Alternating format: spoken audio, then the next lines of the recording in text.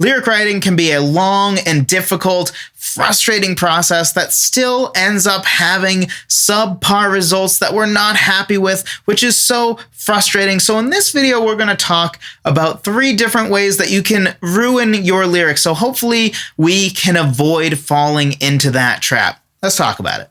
One quick way for us to destroy our lyrics is to have some thrown in or empty words, or you could look at them as sort of unnecessary or really poor filler words. Now, I'm not talking about filler words like and the that are necessary, that aren't actually adding anything to the song beyond just sounding like it's actually in English and that is actually how humans speak. But I'm talking about things like, for example, in Train's "Hey Soul Sister," at some point it says something about his heart being about to beat out of his untrimmed chest. Yes, that is actually the word that's used, untrimmed chest.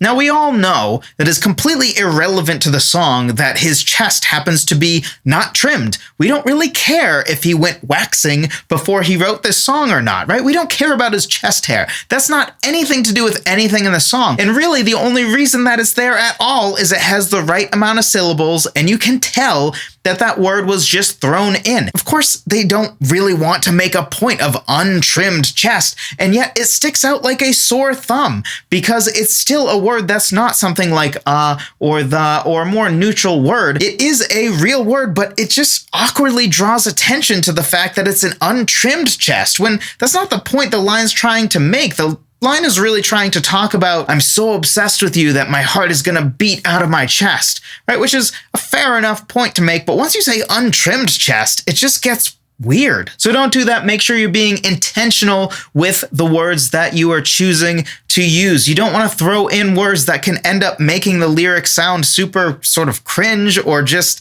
drawing attention to things that have nothing to do with what you're trying to say in the song. Because again, I don't think he was trying to make a point of his untrimmed chest, but that's really all you can take from that line once you hear it. And one of my favorite things to talk about for ways to ruin lyrics are unnecessary or awkward rhymes. And you know what? I'm going to pick on Train and specifically "Hey Soul Sister" again here because frankly, that song's lyrics are just begging to be picked on. So one line in that song is "Your lipstick stains on my left side brains." So first of all, this also applies to the previous point, but in this case, he's rhyming stains with brains. Now, really what that line is trying to say is your lipstick stains, aka you kissed me on my left forehead, apparently, because left side brains, she obviously did not kiss him on his brain unless he had like open brain operation. And that wasn't what happened, right? We all know that wasn't what happened. So really, we know what he's trying to say has nothing to do with brains, but they just had to force this rhyme because they're Train and they have a weird obsession with way over rhyming. So instead of saying exactly what he means, now it turns into this weird, awkward line talking about kissing somebody's left side brains. And this really illuminates how rhymes can often be a detriment to a song, which is sometimes when you are trying to force a rhyme, you will say a word that you otherwise would never use, and you end up not saying what you want to say because instead you're catering the lyric and forcing the lyric, like forcing a square peg into a round hole by saying, none of the words that I would normally use and none of what I'm trying to say fits into this rhyme scheme that I determined. So I'm just gonna use this really weird word that kind of works because, let's be honest, your lipstick stains on my left side brains is really stretching it. And somehow in the song it gets worse. Let me, in case you like this song, I'm kind of sorry to ruin it for you, but also I'm not because this song was the most obnoxious thing to happen to the radio when I was in high school. But these are actual lyrics. The way you can cut a rug, watching you is the only drug I need. So gangsta, I'm so thug, you're the only one I'm dreaming of. Oh my goodness, cringe. And another way to quickly ruin a lyric is to have some lyrics that are frankly try hard, like you're trying to do something or you're trying to make a certain point, but it just sort of comes off a little weird. It's kind of like when somebody is trying too hard to be that, I don't know, funny guy in the middle of a party, but he's just not that guy, and it's just awkward for everybody. And it's like, dude, like, just stop. This is so cringe. Why are you doing this? We want to avoid that with our lyrics. And the main example that at least I think of when I think of really try-hard lyrics that just sound out of place and weird, and you can tell that they're just trying to do something, is when especially a younger artist has that awkward, in the middle of nowhere, just swear word thrown into a song. Now, I don't have a problem with swearing in songs. I think if it's used properly, it can be fine. I personally would choose to never use them, but I do think that they can be used well and have been used well in the past to make a point. But a great example, I think anyway, of just awkward place to use it is the song Driver's License, where she just randomly says, "I effing love you, babe." And it just comes off weird. It just sounds like an 18-year-old girl who's like, "I'm an adult. I can swear now." And often with younger artists, that is kind of how it comes across. It sounds like this weird coming of age, like, look, I'm an adult, I swear now, and I'll also probably take my clothes off next week, right? Like, it's just so cringe and predictable. And you can just tell that they're like trying to communicate, take me seriously, I'm an adult.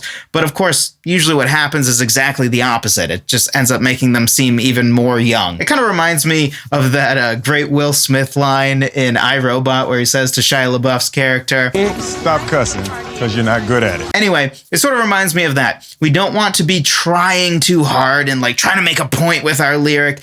We want to serve the song first, whatever the song needs, not be thinking about how do I look tough through my song. That shouldn't be our thought process. Instead, we should be thinking about how do we make sure our lyrics communicate what they need to communicate to make our song as good as it can be. We want to serve the song first and foremost. And a great way to do that is to make sure that our lyrics are really, really good. And I know that can be a really difficult thing, but something that makes it a lot easier is not forcing yourself to stare at a blank page and try to improvise lyrics. Because really what you're trying to do is improvise off the top of your head poetry. That's incredibly difficult to do. Some people have a hard time even improvising speaking words. Even as somebody who makes videos every week and makes a podcast every week, I still have jump cuts in these videos, right? Because I trip on my words. Maybe I get a little too excited. Maybe there's some like pressure of like, oh, the camera's on. And then I say something in a weird way I wouldn't normally say it. And I'm like, I gotta go back.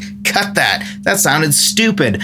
Or maybe I just realized in the editing process that it was stupid. But regardless, even with talking, it's hard to improvise and just talk for like 15 minutes. It's even harder to write poetry off the top of our heads. So we shouldn't require ourselves or ask ourselves to do that. We shouldn't be surprised when our lyrics, when we do that, turn out badly most of the time.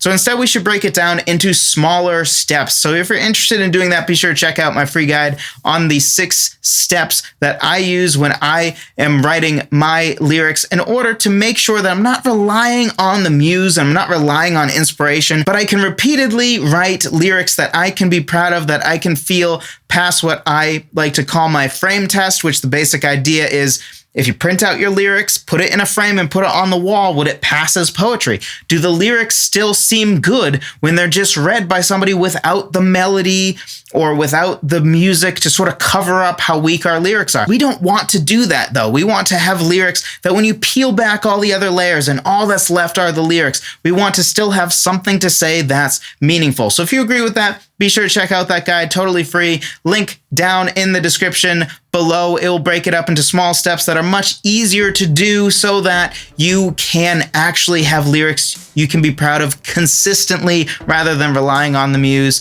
Thank you so much for watching. I appreciate every single one of you. I'll talk to you in the next one.